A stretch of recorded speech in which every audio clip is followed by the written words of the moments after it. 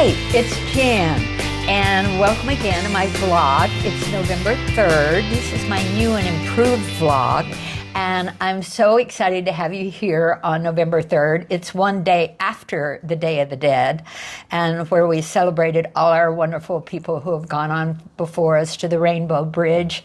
But today, I had an incident where I was talking with Elaine Smith, who's she is starting a theater company in Florida, in Jacksonville, outside of Jacksonville, and it's called Clamor Theater Company, and I so hope the community supports Elaine in this amazing effort.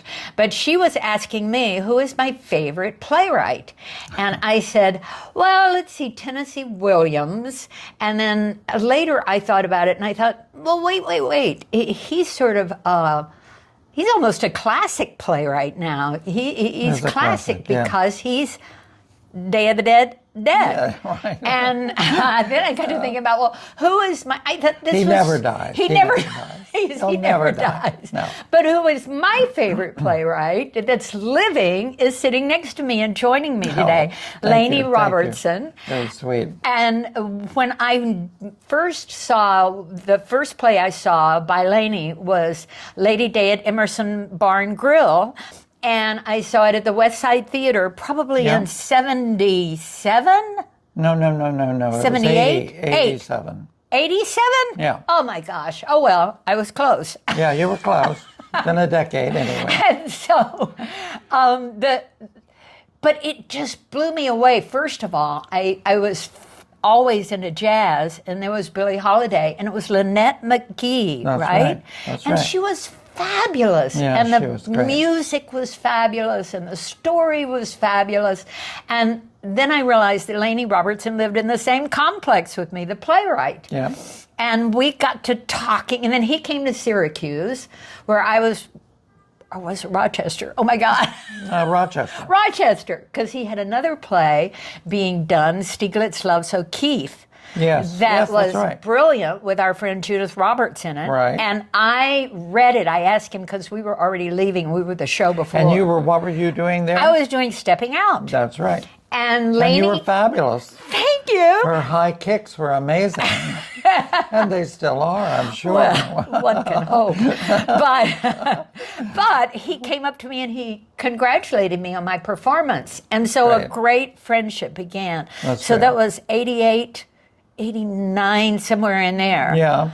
Then he's been so helpful to me in my, fledgling little playwriting efforts, because he has, recommended me to Circle Rep. You recommended me there to the lab, and it happened. And Blanford Wilson yes. running the lab there. Yeah. And Michael. Whatever. Michael, yes. So the difference between a contemporary playwright and a classic playwright is one is dead and one is alive. Well, I would say all playwrights are classical if they are, as I am, as I think you are, interested mainly in presenting an Aristotelian format. So that the poetics tells us beginning, middle, and end, and as Godard said, not necessarily in that order, but it's necessary. And I think that Aristotle penned it for us, so that most modern playwrights or contemporary playwrights, I think, whether they're aware of it or not, follow that storyline of telling a story that is complete in and of itself, and dealing with people that matter or subject that matters. Now, the confines of the theater, of course, roughly 2 hours or an hour and a half or something, I think it's very important to keep in mind that there are certain laws, they were called, that for such centuries, they're not really, it's not really following dictates of Aristotle. It's following dictates of the human heart and the human soul, and the fact that we become involved with people. We want to love people on stage and help them through their trouble and see the problem. I always think a successful play for me is one where it is similar to taking a key and putting it in a lock, and you turn it and you turn it and you turn it, and when it clicks, then it's finished. So there is a problem that the playwright, the play, the characters in the play are dealing with, and it can be Romeo and Juliet, or it can be whatever play one is dealing with. Lady Day at Emerson Bar and Grill, she's Casey at the bat. She's trying to get through the night. She's trying to sing the songs emotionally, feel the songs, so that she can do them.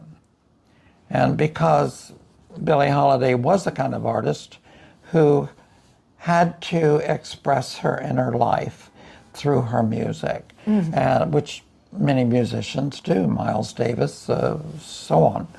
But anyway, so I think that contemporary playwrights are just like playwrights of the past.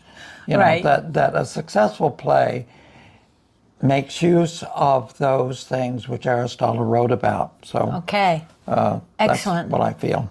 So one of the things that has been fascinating to me of being your friend is to reckon with the fact that you went to so many schools when you were a kid, and they didn't figure out, because I'm helping Beckham learn how to read, that no one noticed that you didn't know how to read until you were like, how old? 10. 10.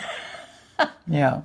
Because your father worked for oil companies? Yes. My dad was a pipeliner, so we followed the pipeline, and I went to 16 schools in 14 states before graduating from high school.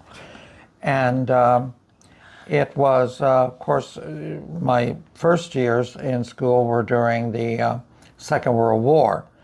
And schools were only half a day then, because so many teachers volunteered or were drafted for the war effort.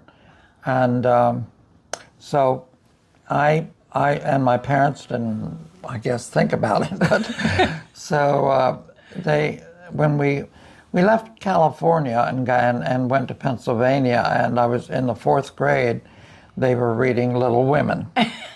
My goodness. And I had to take my 1st grade reader and slip out of the room and go down a flight of stairs to the 1st floor and go in with the kindergartners and learn how to read. So I learned, fortunately, in 2 months, apparently, but I had a special tutor.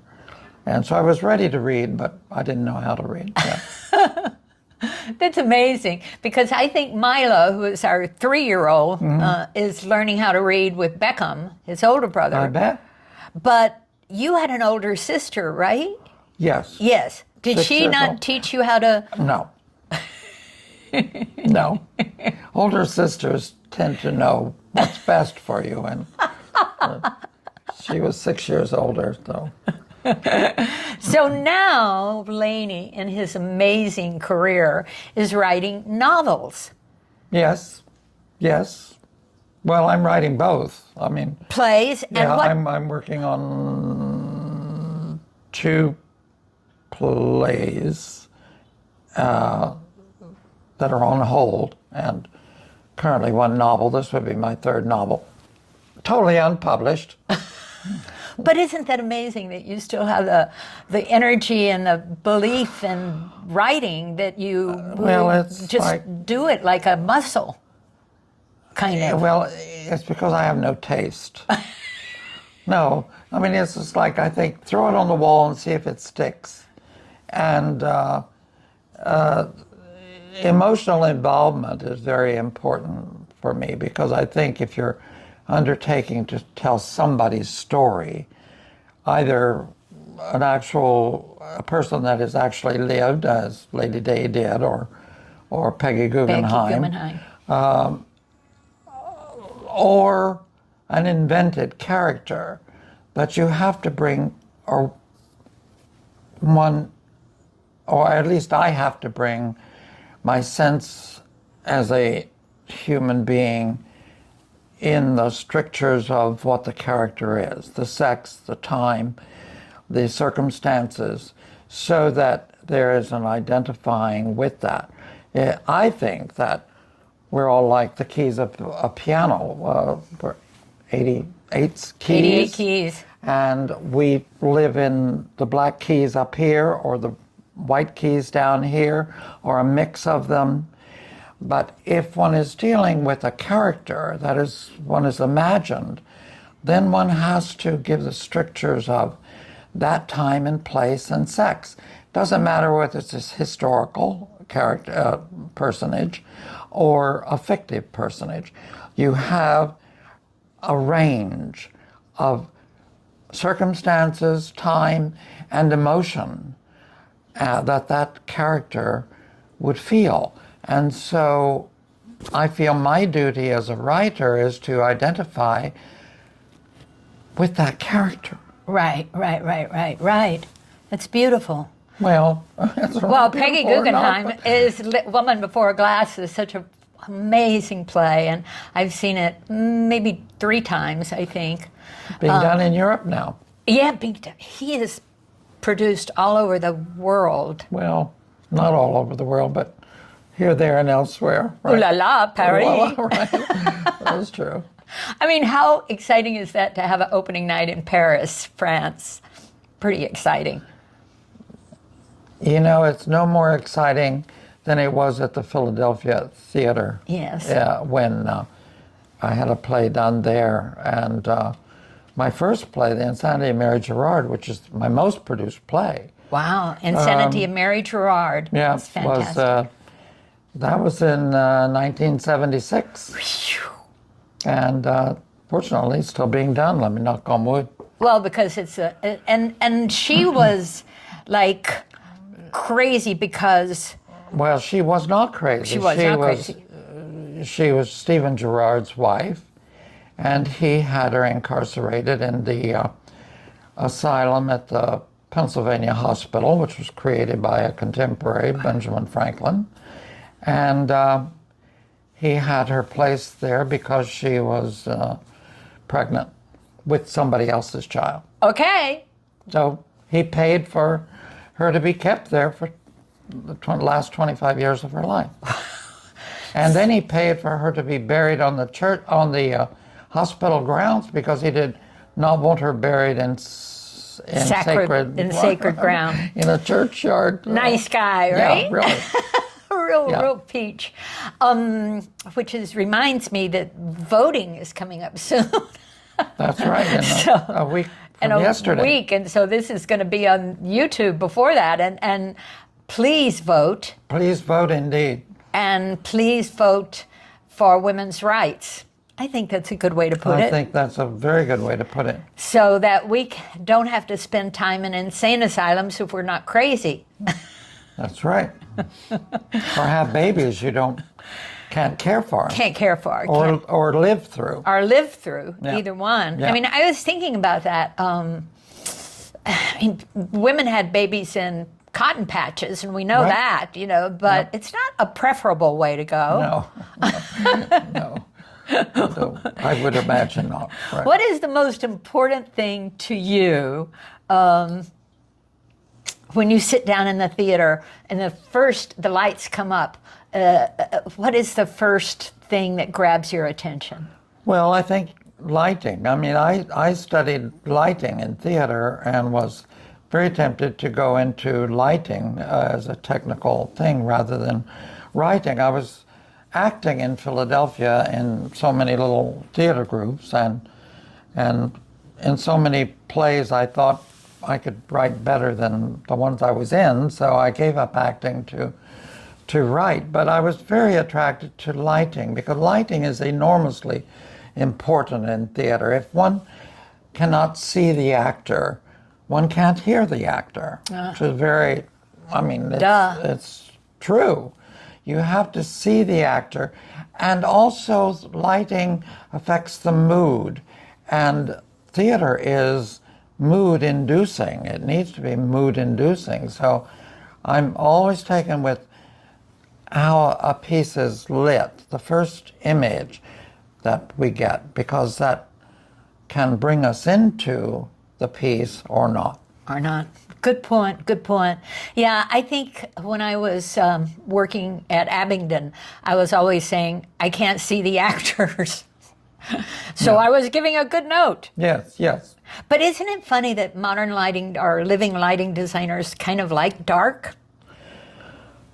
Well, dark is wonderful if it's being used for the right, Okay. thing, sure. Thank you so much for walking across the square and having a cup of coffee with me. Thank you. Thank you for inviting me. And this was fascinating hearing you talk about this. Well, I'm a yapper, so. No, but it's great.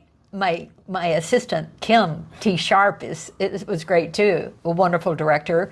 And he and I are going to do something later on the Romanovs. Oh, wonderful. No, not the Romanovs. I think I'm going to ask you to subscribe to the YouTube channel and like, please, when you see this video and blog.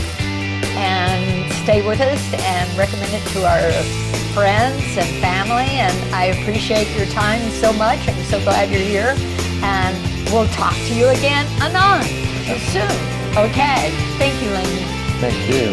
Namaste. Oh, thank you.